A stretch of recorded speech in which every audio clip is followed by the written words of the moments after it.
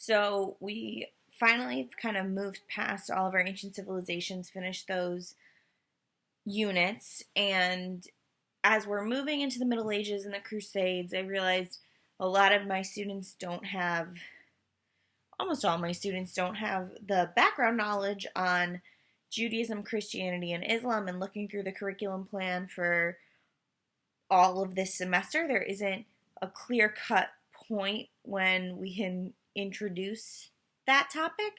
Um, but a lot of the curriculum does want us to explore it, so I decided to create this whole lesson kind of on the three monotheistic religions.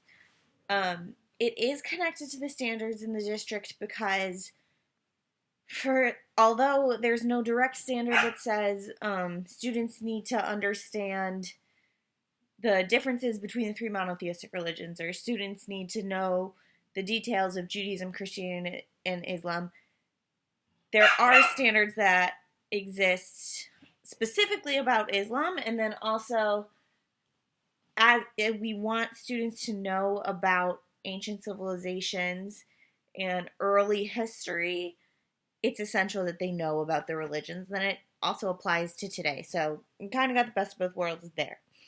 In terms of my pedagogy and practice, this lesson is going to be really kind of direct instruction focused, which is not what I like to do. We just had a whole unit where the kids did a debate and they did a lot of independent research and a lot of group discussion, and that was really exciting.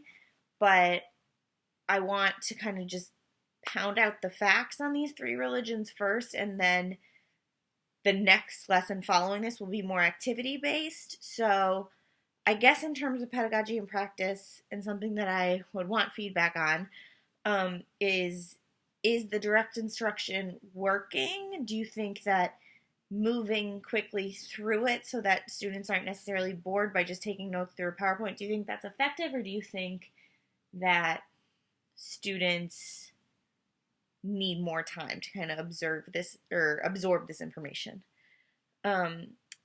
Envisioning happening first, second, and third. Never know with my classes. But I'd say I envision that first, kids will be really diligent about taking notes. They always start off strong. I'm hoping that that will kind of lead into a discussion, and we can have a discussion about this content as we go along rather than have just like a big conversation at the end. But again, it kind of depends how engaged the students are with the material. That's my hope, that they'll be engaged and we can talk about it as we move through. And then the end will be kind of wrapping up, and we'll be moving into the activity. So the activity is a like 3-part Venn diagram where they compare the three religions and they turn that into an anchor chart. So I can hang it up on the wall and they can then refer back to it in later lessons. But so that's how I envision it ending. Not sure we'll get all the way through that in one lesson. Once this lesson has been enacted, what do you want the students to be able to know, do, or walk away with? So a couple things. First of all, just the facts of the religion. But I also think this is a really important lesson because I've noticed a little bit of, I don't want to say intolerance at the school at Vashon, but I've noticed a little bit of just kind of ignorance that comes across as offensive.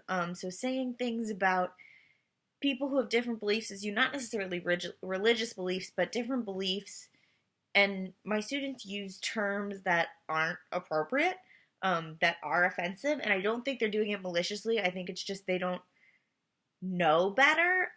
So I also want this lesson to be used as kind of branching off point of like, why is it important to learn about people whose beliefs or views may be different than yours, and how can that bring us together and make us a more cohesive and tolerant society? So that's kind of bringing it into the real day, and I hope we get into those discussions, but we'll have to see how it goes.